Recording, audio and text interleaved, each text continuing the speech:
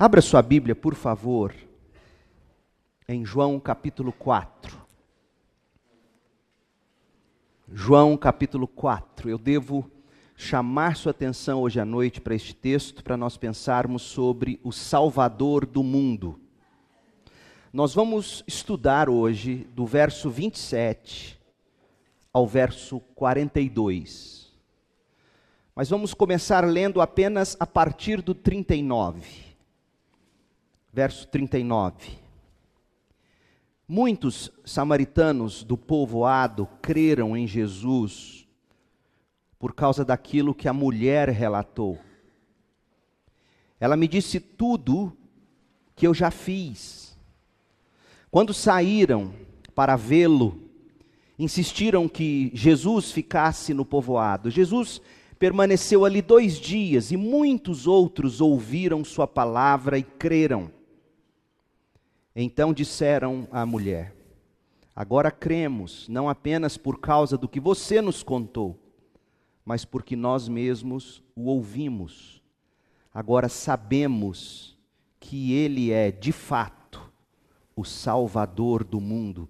Agora sabemos que Ele é, de fato, o Salvador do mundo. E é sobre o Salvador do mundo que hoje à noite nós vamos pensar.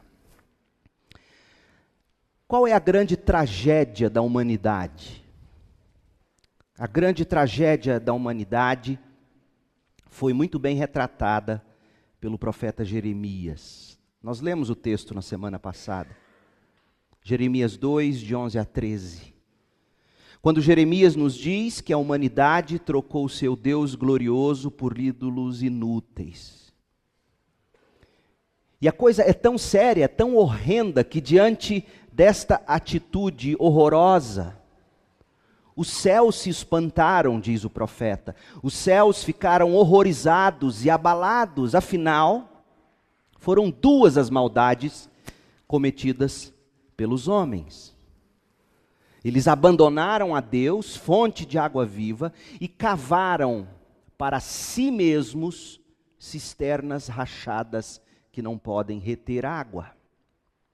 Abandonaram a fonte de água, buscaram cavar suas próprias fontes, com costas viradas para Deus, para descobrir que essas cisternas ou poços que eles mesmos cavam não retêm para eles água. Mas mesmo assim, a humanidade continua leal a esses deuses de mentira. E é tanto que o profeta Jeremias diz no versículo 11 do capítulo 2, que as nações não são capazes de trocar seus ídolos por nada, muito menos por Deus. Você quer um exemplo de como nós somos leais aos nossos ídolos? Tente, por exemplo, dissuadir alguém de alguma compulsão por comida, por bebida. Tente dissuadir alguém por alguma compulsão por compras, jogos, drogas, fofoca, maledicência. Tente ajudar alguém que esteja na zona perigosa do pecado, seja qual for a transgressão que a pessoa esteja para cometer. Você descobrirá o quanto é inegociável a lealdade que o pecador devota aos seus ídolos do coração. No altar da idolatria sexual, da idolatria do bem-estar, da idolatria da boa aparência diante dos homens, as pessoas são capazes de matar, de mentir, de manipular e todo tipo de barbárie. As pessoas são escravas de seus pecados e por causa dos ídolos que elas adoram, elas se escravizaram a eles e são capazes de qualquer coisa para continuar com seus ídolos. Gente, a grande tragédia da humanidade não foi apenas que a humanidade abandonou o Deus verdadeiro, que já seria odioso bastante. A humanidade abandonou o Deus verdadeiro, E o ser humano passou a viver para si mesmo, como Jeremias descreve, cavaram para si mesmos poços de água e as cisternas são rachadas. Jeremias nos diz que as pessoas passaram a viver cavando para si mesmas, passaram a viver para elas mesmas, e não poderia ser diferente. Porque se você cava para você uma cisterna que não retém água nem para você, já que ela é rachada, imagina se você vai querer repartir dessa água com alguém. É óbvio que nunca teremos o que repartir, nem nos disporemos a repartir. Portanto, gente, além de ter destruído a nossa relação com Deus, a idolatria demoliu também o amor que nós devemos ao nosso semelhante, que também é criado à imagem e semelhança de Deus. Essa é a tragédia da humanidade. Idólatras e egoístas. Gente, não é sem razão que o grande Deus da nossa geração, como disse A.W. Tozer, e vimos semana passada, seja o entretenimento. Observe, o entretenimento é um excelente meio para se desperdiçar o tempo comigo mesmo, deixando de lado tudo e todos. Seja honesto, se não é isso o entretenimento. É um tempo só seu, onde ninguém pode ter o direito de se aproximar. O entretenimento é um refúgio maravilhoso contra a perturbadora voz da consciência, que sempre trabalha nos chamando para o amor e para a verdade de Deus. Mas o entretenimento nos desvia desses apelos da consciência, apelos estes plantados pelo próprio Deus em nós. O entretenimento é um esquema perfeito para desviar nossa atenção da responsabilidade moral que nós temos para com Deus e com o próximo.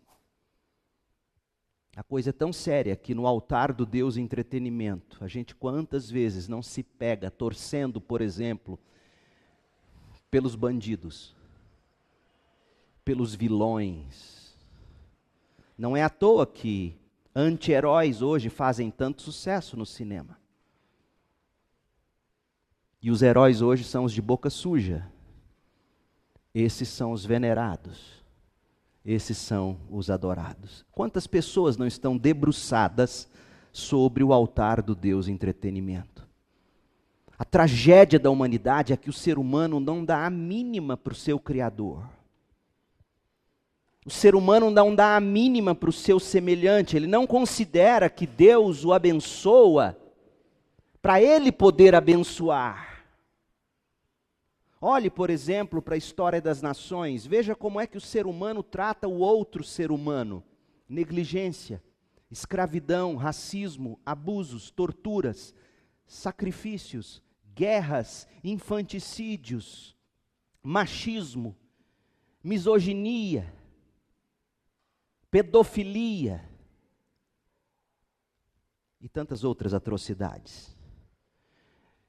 Meu povo, nem o povo de Deus, que se chama pelo povo do Senhor, escapa dessa triste, trágica realidade. Olhe para Israel. Israel foi uma nação que Deus abençoou de forma singular. De nenhum outro povo se ouviu Deus, o Criador, dizer o que ele disse em Amós 3, verso 2.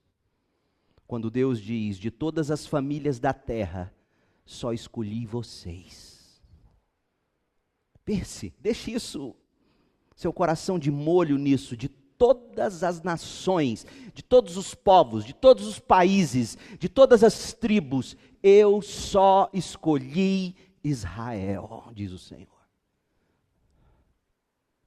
Deus graciosamente escolheu esse povo.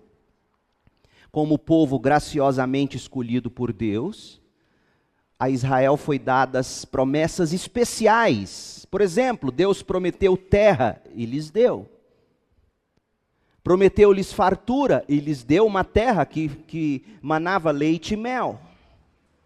Deus protegeu defendê-los contra os ataques das nações inimigas e os defendeu. Deus prometeu que eles cresceriam numericamente, cresceram. Prometeu que deles nasceria o Messias, e veio o Messias.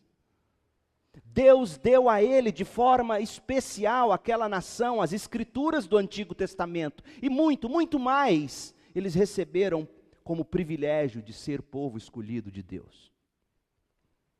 Com que propósito Deus fez isso? Com que propósito Deus abençoou Israel? O propósito está muito claro quando Deus chama Abraão. O propósito de Deus, Gênesis 12, de 1 a 3, nos revela, o propósito de Deus era abençoar Israel de forma abundante, para que Israel pudesse derramar abundantemente bênçãos sobre as outras nações, sobre os outros povos. Israel não foi abençoado para se gabar, mas para abençoar. Israel, porém, fracassou. Israel trocou o seu Deus por seus ídolos, passaram a cavar para si mesmos cisternas que não conseguem reter a água. E hoje o ídolo de Israel é a terra. É o lugar sagrado. E como tem crentes olhando para aquilo com a mesma idolatria, esqueça aquela terra. A nossa terra está por vir. Leia Apocalipse 21. Sião está para descer do céu, a nova terra, a nova Jerusalém. Israel foi abençoado para abençoar, mas Israel guardou para si mesmo. A coisa tomou proporções tão sérias, que quando finalmente chegou o Messias, João capítulo 1, que a gente já estudou, nos diz que Jesus, o Messias, veio para os seus, mas os seus não o receberam. A tragédia do povo de Deus. Ah, mas isso foi com os judeus. Não se iluda. A igreja cristã, principalmente no Ocidente, parte esta em que nós, brasileiros, estamos inseridos, é culpada do mesmo tipo de pecado. O pecado de viver para acumular tesouros na terra. Gente, por intermédio de Jesus, graça sobre graça tem sido derramado sobre a nossa vida. Salvação, santificação, transformação de vida, sustento e muito mais, infinitamente mais do que tudo quanto pedimos ou pensamos, conforme o poder de Deus que opera em nós, diz Efésios 3:20. Deus tem nos dado muito enquanto crentes. E como tem vivido a igreja evangélica? Como nós temos vivido? Como você tem vivido? Sim, todo mundo tem buscado a Deus nos templos evangélicos. Parece que nunca se viu tanta igreja evangélica tão cheia.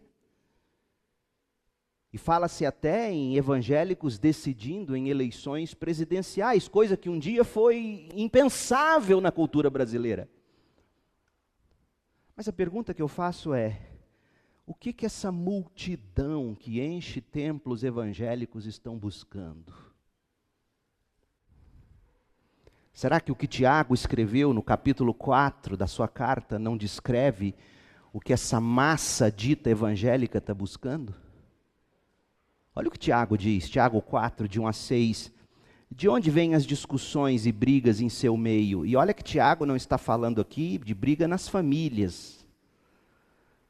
Ele está escrevendo para uma igreja ou para um grupo de igrejas. Então ele está descrevendo aqui brigas na igreja. Acaso não procedem dos prazeres que guerreiam dentro de vocês? Olha o ídolo. Querem o que não têm e até matam para consegui-lo. Invejam o que outros possuem, lutam e fazem guerra para tomar deles, e no entanto não têm o que desejam porque não pedem, porque não oram. E aí vocês fazem campanha de oração. E quando oram, e quando pedem, vocês não recebem, porque seus motivos são errados. Vocês pedem apenas o que lhes dará prazer. Só pedem para vocês. Adúlteros. Não perceberam que a amizade com o mundo os torna inimigos de Deus? Repito, se desejam ser amigos do mundo, tornam-se inimigos de Deus. O que vocês acham que as Escrituras querem dizer quando afirmam que o Espírito colocado por Deus em nós tem ciúmes? Contudo, Ele generosamente nos concede graça, como dizem as Escrituras. Deus se opõe aos orgulhosos, mas concede graça aos humildes. Oh, meu povo, eu leio isso aqui com tremor, porque poucos são os que querem a Deus para o deleite da sua alma e depois ter o que repartir de Deus com quem não tem de Deus em Jesus Cristo. Poucos são assim. Infelizmente, a multidão que nós testemunhamos nos templos evangélicos desse país, nas palavras de Tiago, não minhas, essa multidão não passa de um bando de gente orgulhosa, porque é isso que ele diz no verso 6, Deus se opõe aos orgulhosos. Quem são os orgulhosos? Esses que ficam brigando na igreja, esses que fazem campanha de oração para gastar nos seus próprios prazeres. Cheio de gente orgulhosa, pedindo a Deus para gastar nos seus prazeres sem Deus, gente adúltera, não porque vão para a cama com quem não deveria, mas porque flerta com Deus para receber de Deus e gastar com seus ídolos amantes. Qual que é o resultado? Além de comprovarem pelas atitudes que não são salvas de verdade, porque no Evangelho de João, João vai tratar várias vezes, nós vamos passar por esses textos, se Deus permitir, de pessoas que se julgavam crentes e Jesus diz, não eram crentes de verdade, eram iludidos. Essa gente, além de não ser crente de verdade, ela escandaliza o mundo, porque se dizem evangélicas, frequentam igrejas, as posturas delas são horríveis, confundem as pessoas olham para elas e falam, você é cristã, você é crente, você frequenta a igreja. Cadê dentre nós aqueles que têm o mesmo sentimento que houve em Cristo Jesus? Cadê aqueles dentre nós com a mesma atitude demonstrada por Jesus? Porque olha o que Paulo diz, Filipenses 2,6. Jesus, embora sendo Deus, não considerou ser igual a Deus, como se isso fosse algo a que ele se devesse apegar. Em vez disso, ele sendo Deus, se esvaziou a si mesmo, assumiu a posição de servo, e nasceu como ser humano. Um parêntese, nós estamos aqui numa batalha, as meninas correndo atrás, organizando bazar, apelando, chamando, convocando. Com poucos aparecem. Falta atitude de servo nos nossos corações, a gente só quer ser servido até dentro da igreja. Jesus, embora sendo Deus, tornou-se servo, esvaziou a si mesmo, assumiu a posição de servo, nasceu como ser humano. Quando veio em forma humana, Jesus se humilhou e foi obediente até a morte, e morte de cruz. Onde estão os crentes que se utilizam do privilégio de serem filhos de Deus abençoados para poder abençoar outros com o que são, com o que têm, com o que ganham? Onde estão esses crentes? Cadê aqueles crentes que deveriam se esvaziar de si mesmos e assumir a posição de servo? Servos na sociedade, servos lá no seu condomínio, servos lá no seu trabalho. Mas parece-me que quando chegam os crentes, os outros correm porque a gente é chato. E a gente só para conversar com eles quando a gente quer convidar para uma programação da igreja. Ah, se eu fosse incrédulo ainda, se Jesus não tivesse me arrastado de forma irresistível, me regenerado, me salvado, eu continuaria odiando crentes como eu odiei até 19 anos de idade. Porque não se preocupavam em servir, se preocupavam em apenas pregar para mim. Gente, as igrejas de hoje, elas não são mais acusadas, especialmente nos últimos dias no Brasil. As igrejas não são mais acusadas porque elas pregam o evangelho da glória e da graça de Deus nos seus templos. Sabe qual é o tipo de acusação que igrejas e pastores e crentes estão recebendo hoje? Como eu li essa semana. Abuso de poder religioso. O artigo, para vergonha do povo dito evangélico, diz o seguinte, abre aspas, um deputado teria usado os locais ou templos religiosos como comitês de campanha e os fiéis como cabos eleitorais, valendo-se ainda de cantor gospel nos showmícios. Meu Deus! Gente, seja honesto, diga-me, que igreja é essa? Que tipo de sal é esse? Que tipo de luz é essa? Será que essa igreja ainda presta para salgar alguma coisa, para dar sabor a alguma coisa? Não seria o caso de um povo como esse ser lançado fora e pisado pelos que passam, porque já não servem para salgar? Ah, como eu digo isso com temor e tremor, gente. Se isso não é a tragédia do povo abençoado de Deus, então o que seria a tragédia do povo abençoado por Deus? Abandonamos a Deus, passamos a viver para cavar nossas próprias cisternas. Cadê os homens e mulheres que lotam os templos das igrejas nos cultos de quarta-feira? Pelo simples fato de que querem orar, como Paulo diz aqui em Romanos 9, de 1 a 3. Digo-lhes a verdade, tendo Cristo como testemunha, e minha consciência e o Espírito Santo a confirmam, meu coração está cheio de amarga tristeza e angústia sem fim, por meu povo, meus irmãos judeus, ou nós poderíamos dizer, minha nação brasileira, minha linda Goiânia, meu coração está amargo de tristeza, de angústia, porque minha cidade, o meu país, não se converte. E aí Paulo diz, eu estaria disposto a ser amaldiçoado para sempre, separado de Cristo, se eu pudesse salvar Goiânia. Cadê os crentes? Ou ainda, Romanos 10:1.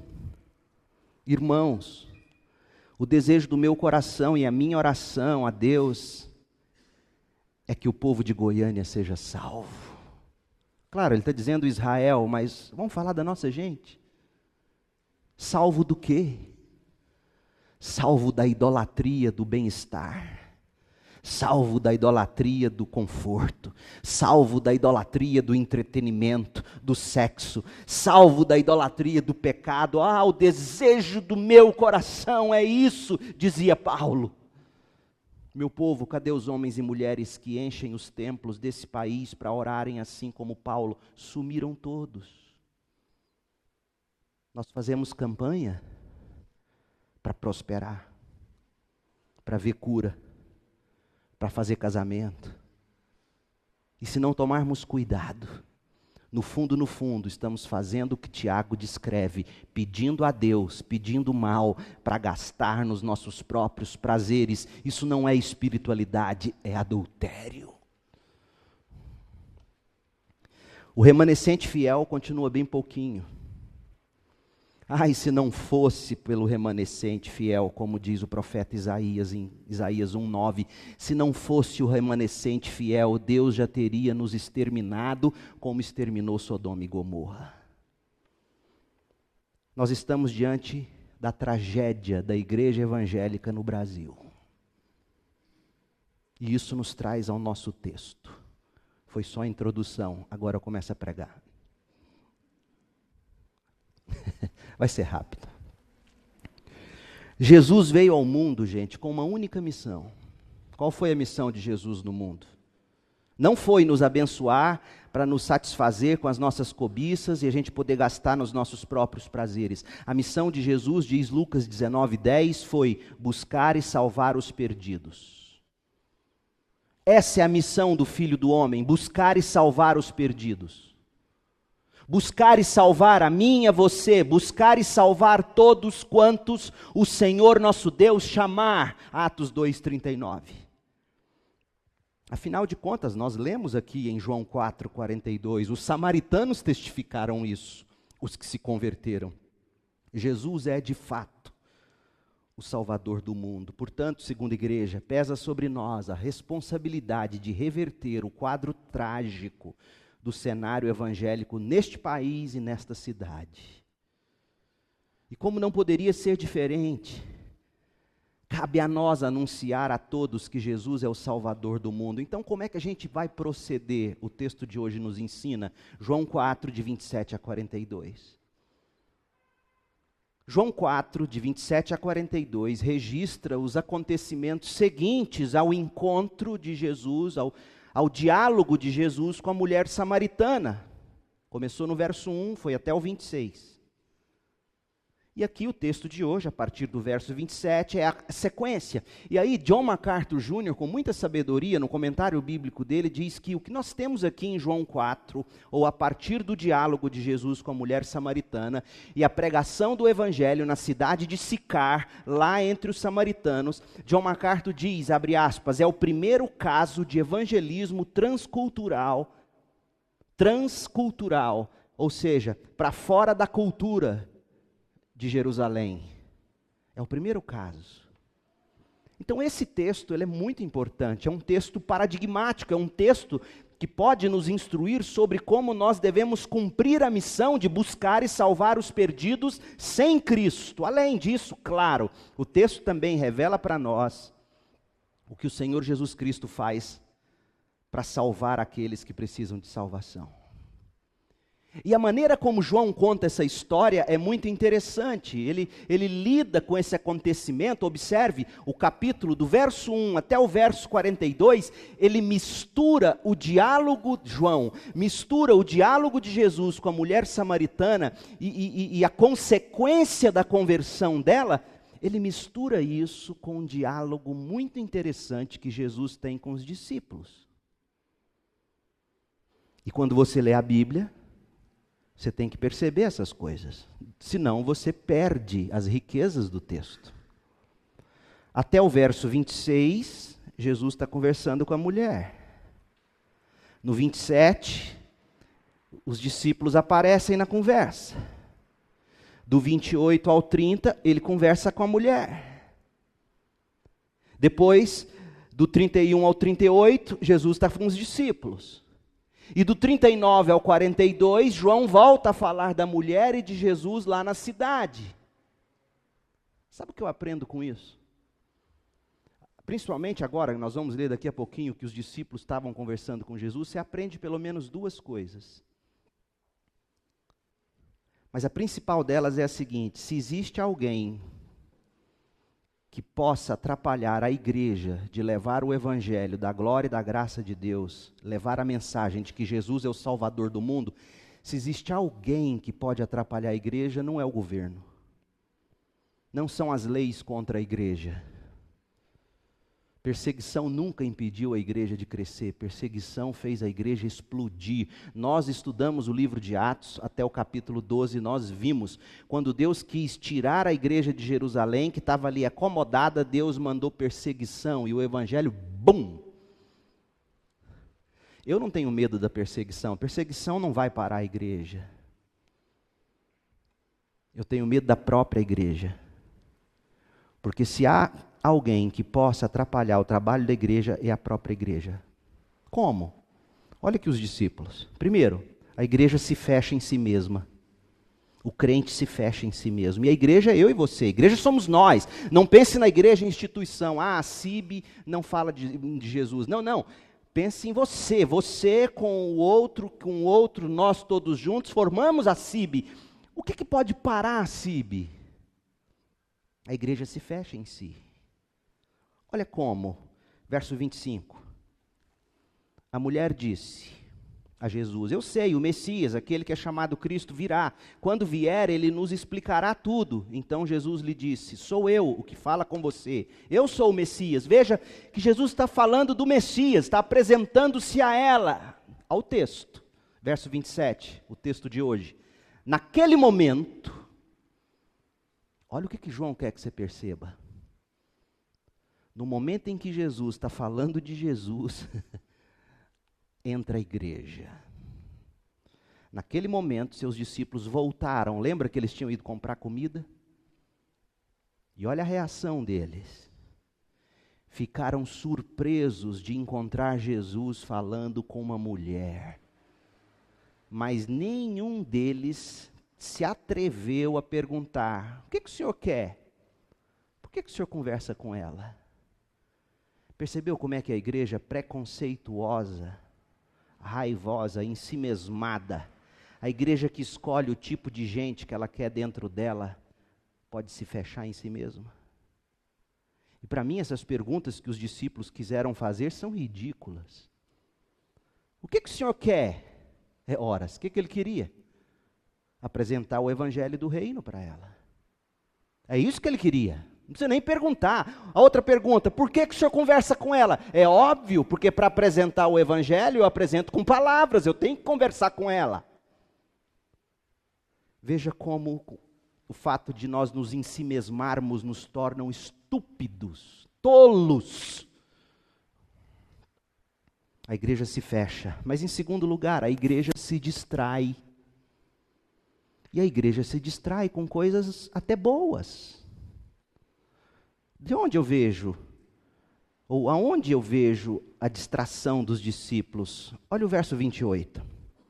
A mulher deixou sua vasilha de água junto ao poço e correu de volta para o povoado, dizendo a todos: venham ver um homem que me disse tudo o que eu já fiz na vida. Será que ele não é o Cristo? Então as pessoas saíram do povoado para vê-lo. Enquanto a mulher, olha só, olha o que João quer que você enxerga. A mulher que Jesus ganhou para Jesus, está lá na cidade falando de Jesus, e enquanto isso, na sala de justiça, os apóstolos dando trabalho para Jesus. O conselho da igreja reúne, chama o pastor. E a mulher que está falando, que Jesus ganhou para Jesus, está pregando, e enquanto isso, estão os discípulos debatendo. Enquanto isso, os discípulos insistiam com Jesus. E eles estavam, na cabeça deles, fazendo uma coisa ótima para Jesus. Eles diziam: Rabi, coma alguma coisa. Jesus, porém, respondeu: eu tenho um tipo de alimento que vocês não conhecem. Os discípulos perguntaram uns aos outros: será que alguém lhe trouxe comida? Oh, meu Pai do céu, que vontade de falar uma palavra abençoada para esse povo, porque aí Jesus dá uma esfregada neles. Jesus explicou. João é generoso. Jesus explicou: meu alimento consiste em fazer a vontade daquele que me enviou. Meu alimento consiste em terminar a obra que o Pai me mandou fazer. Como é que eu posso dizer que esses discípulos estavam distraídos? Eles estavam distraídos porque eles foram numa grande missão à cidade de Sicar. Qual foi a grande missão? Foram comprar comida, naturalmente, óbvio. O homem tem que comer, eles são humanos, eles tinham que comer algo, eles tinham que ir. Mas você percebeu lendo essa narrativa, talvez você nunca tenha se dado conta disso.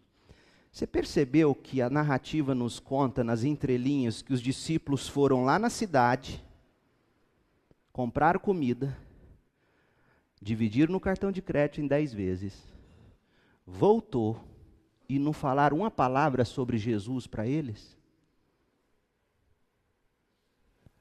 E é isso que Jesus está dizendo.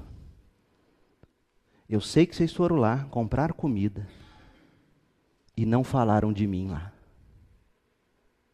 Tanto que ele vai dizer daqui a pouco, lá adiante, ele vai dizer: olha, eu vou dizer uma coisa para vocês, a seara está aí branca, pronta para a colheita. E vocês vão colher num lugar onde vocês não semearam, diz Jesus. E a hora que Jesus termina de dizer: vocês vão colher num lugar onde vocês não semearam, primeiro, que lugar é esse que eles não semearam? Sicar, de onde eles vieram, compraram comida e não falaram de Jesus, vieram embora. E eu posso imaginar, a julgar pelo preconceito que o judeu tinha com a comida do samaritano, eles chamavam a comida de porca. Eu posso imaginar Pedro dizendo: João do céu, tampa essa marmita, nós vamos ter que comer esse negócio, deixa. Eu posso imaginar ainda a raiva deles. E a hora que Jesus acaba de dizer, vocês vão colher de onde vocês não semearam, o verso seguinte conta que o povo de Sicar, que ouviu a mulher pregar, corre para ver Jesus. Não perca esses detalhes no texto. O que eu aprendo com isso? Esses homens não priorizavam a palavra de Deus. Eles deixaram de priorizar a palavra de Deus. Jesus diz: minha comida principal não é essa comida. Nem só de pão vive o homem, mas de toda a palavra que sai da boca de Deus. Eles deixaram de anunciar a palavra de Deus, eles foram comprar comida, a missão deles era comprar comida. Ora bolas, Jesus estava com sede, bebe água e usa aquela oportunidade para beber e para pregar. Por que eles não poderiam usar aquela oportunidade de comprar para falar do Messias? Então eles não falam da palavra, eles não priorizam a pregação da palavra, e Jesus está dizendo aqui, se tem uma coisa de que eu tenho fome, sabe o que é? Não é de Burger King. Eu tenho fome de ver a palavra de Deus espalhada o quanto antes, porque depois que o mundo inteiro ouvir a palavra, então virá o fim. Essa é a minha pressa. A minha pressa é fazer a vontade daquele que me enviou. A minha pressa é terminar essa obra. Irmãos, vamos ser honestos. Somos ou não somos culpados dos mesmos pecados desses apóstolos? Quantas vezes a gente se fecha em nós mesmos? Quantas vezes a gente se ocupa com tarefas nobres? Comprar comida, trabalhar, sustentar a casa. E a gente não anuncia Jesus. O que isso revela sobre nós? Lembra que eu comecei falando da grande tragédia? Nós viramos as costas para Deus e passamos a viver cavando poços e cisternas para nós mesmos. É meu, é meu, é meu, é meu. A gente não tem tempo de abrir o coração e derramar Jesus nas pessoas. E Jesus nos ensina que o Salvador do mundo requer 3 tipos de gente. Primeiro, o Salvador do mundo quer um tipo de gente que ora. Ora. Por quê? Porque ele lembra, Jesus falou aqui, olha, eu tenho um tipo de comida para comer que vocês não entenderam ainda. Aí um vira para o outro, será que a mulher samaritana tinha uma marmita e deu para ele? Quem trouxe comida para ele? Gente, essa é a 4ª vez nesse evangelho que Jesus diz alguma coisa e as pessoas não entendem o que ele fala. Primeiro foi lá no capítulo 2, 19, ele disse, destrua esse templo e eu reconstruirei em 3 dias. Ele estava falando da morte e da ressurreição dele. E as pessoas que ouviram acharam que ele estava falando do templo, que levou 46 anos para ser construído. Eles não entendem o que Jesus fala. Depois ele está falando com Nicodemos e diz, olha, você tem que nascer de novo. E Nicodemos vira para ele e fala, mas nascer como? Eu vou ter que voltar para a barriga da minha mãe?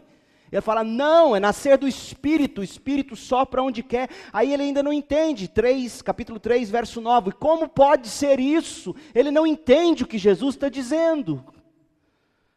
Depois no capítulo 4, verso 10, Jesus está dizendo que tinha água para dar para a mulher samaritana, e ela fala, como? Você não tem balde, de onde você vai tirar água? E agora ele vira para os discípulos e diz, minha comida não é Burger King. Minha comida não é o que vocês compraram. Aí eles falam, como? Quem deu comida para ele? O que você aprende com isso? Sabe o que eu e você aprendemos com isso? Que o Salvador do mundo requer uma igreja e crentes que oram e oram pela coisa certa.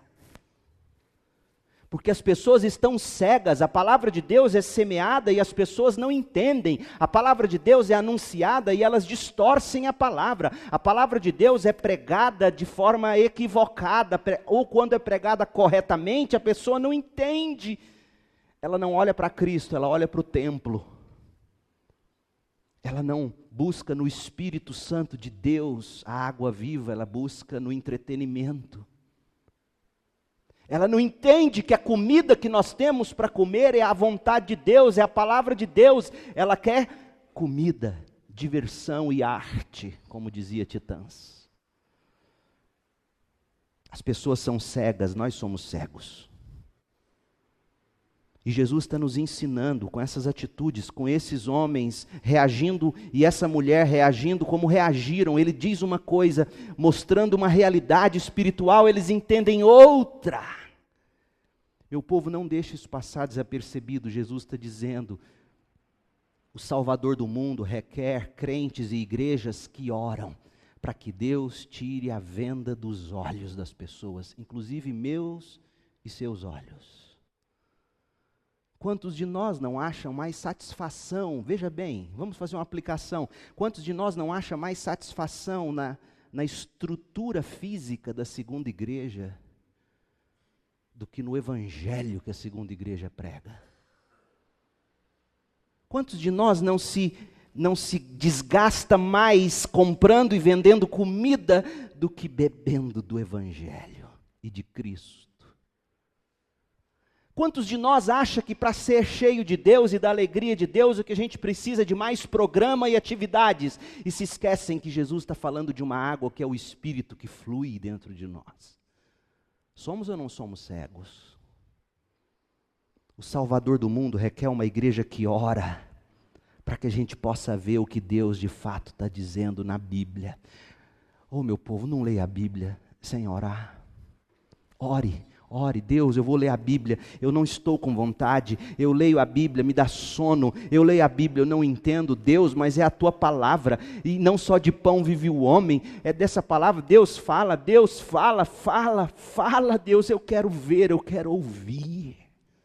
Você precisa orar, meu povo. Segundo, o Salvador do mundo requer um povo que ama como Jesus amou essa mulher.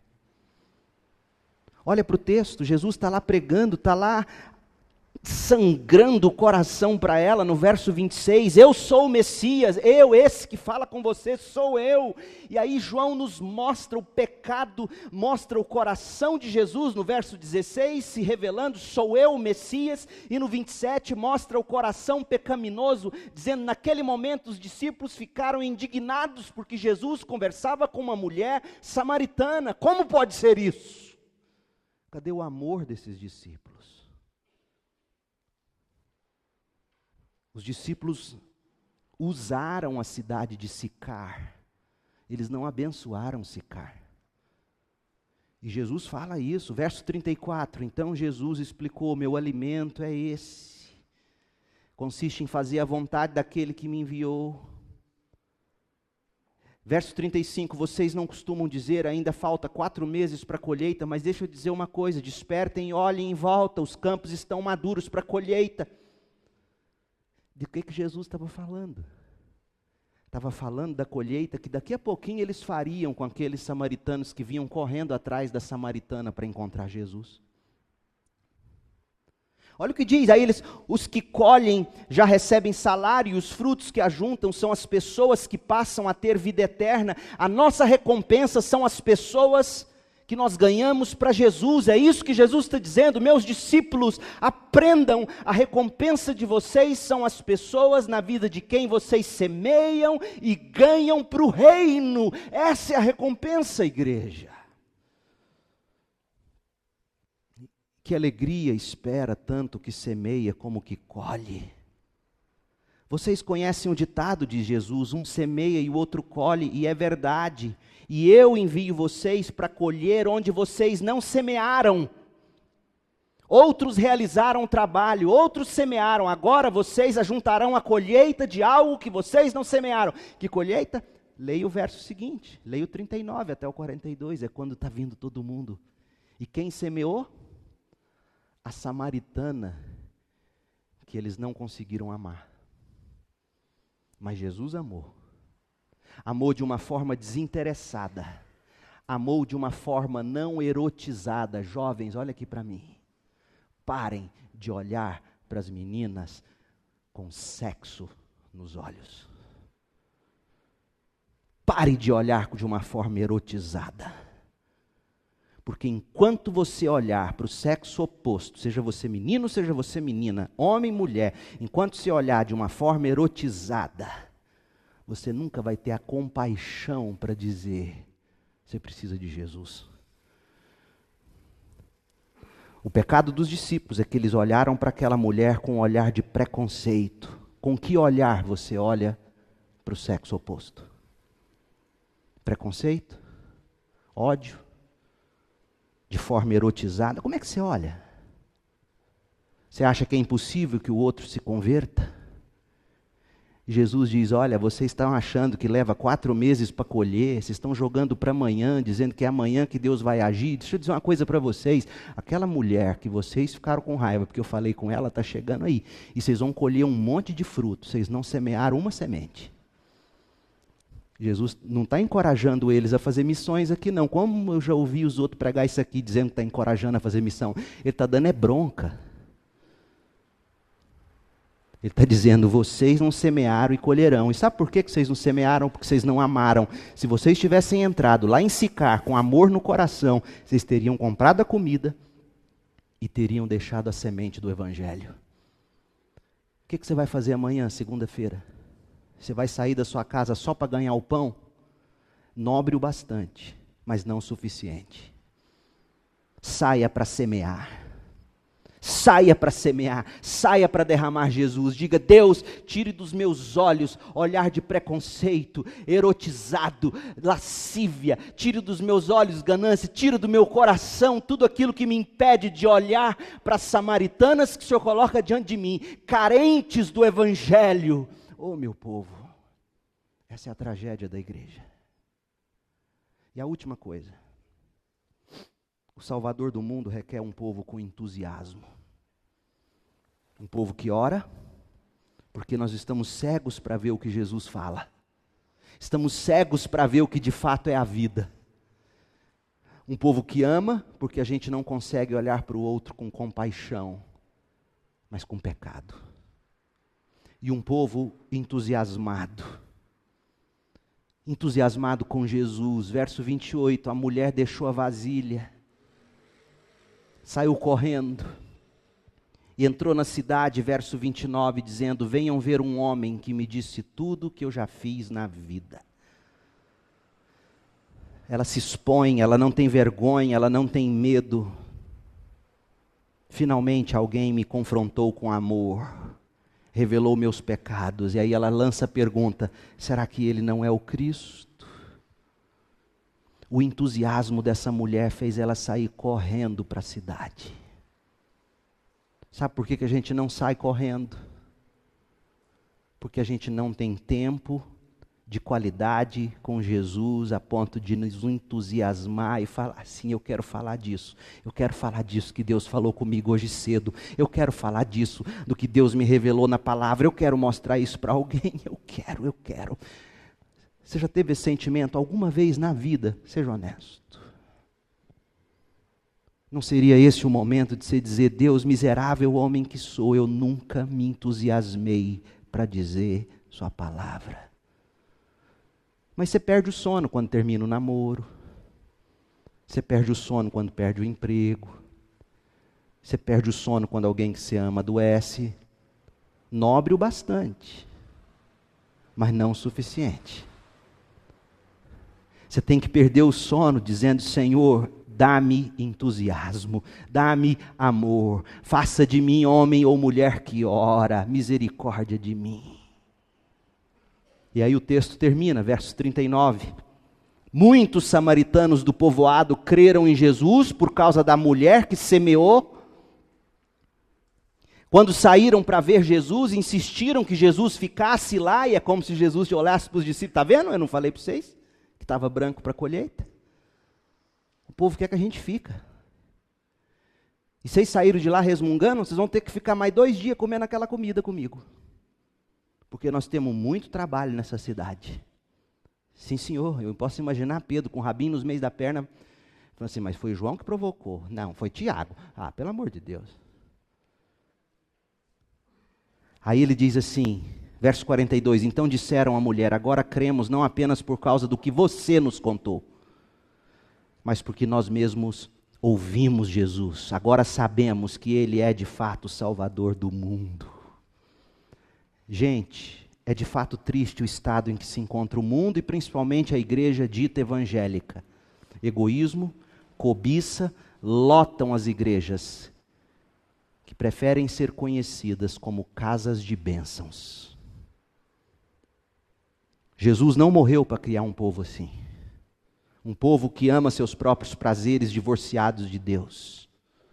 Você sabia que no meio evangélico, para nossa vergonha, criou-se até uma expressão chamada oração contrária? Isso para mim é macumba gospel, é boa cumba. O que é oração contrária? A pessoa sabe que você está orando por alguma coisa e ela não quer que você tenha aquela coisa, então ela ora contrário a você. Pelo amor de Deus, gente. Oração contrária. Isso é macumba. Isso não é evangelho. Jesus não morreu para criar esse tipo de igreja, esse tipo de gente egoísta, que tem medo de oração contrária, que faz oração contrária. Leia Tiago 4, pelo amor de Deus.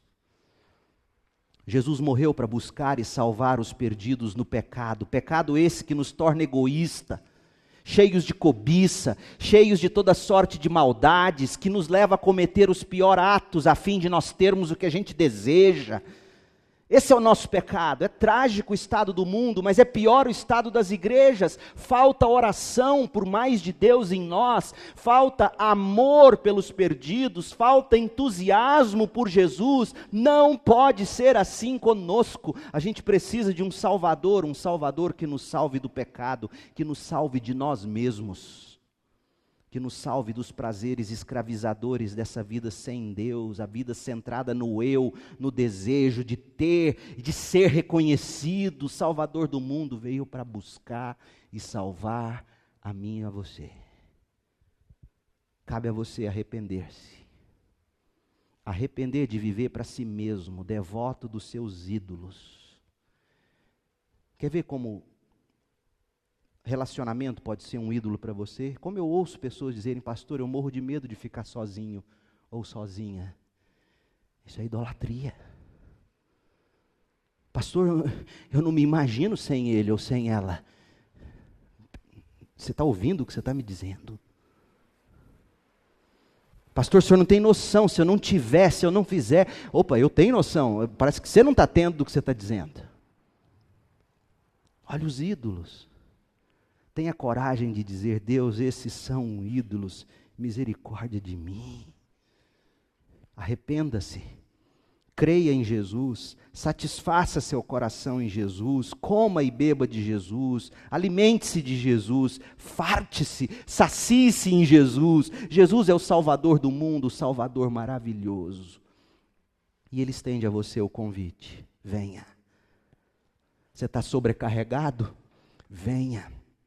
Está com sede de água da vida? Venha, beba e coma. E quando você estiver satisfeito, saciado em Jesus, com Jesus, você reparte, você semeia e outros se convertem. Jesus é o Salvador do mundo. Oremos. Pai, em nome de Jesus, faça com que essa palavra penetre cada coração, trazendo salvação, vida e libertação. Quantos ídolos precisam ser quebrados em coração aqui hoje à noite? Quebra esses ídolos, Pai. Seja o Senhor a alegria dos nossos corações, a segurança dos nossos corações, o prazer dos nossos corações, o anseio dos nossos corações, a comida dos nossos corações, a água dos nossos corações. Seja o Senhor tudo para nós. Só o Senhor pode operar isso, Pai. Tudo que eu disse não passará de discurso, cansativo, demorado, se o Senhor não agir. E é isso que eu te peço. Pegue esses 5 pães e 2 peixinhos e multiplique nos nossos corações em nome de Jesus. Amém.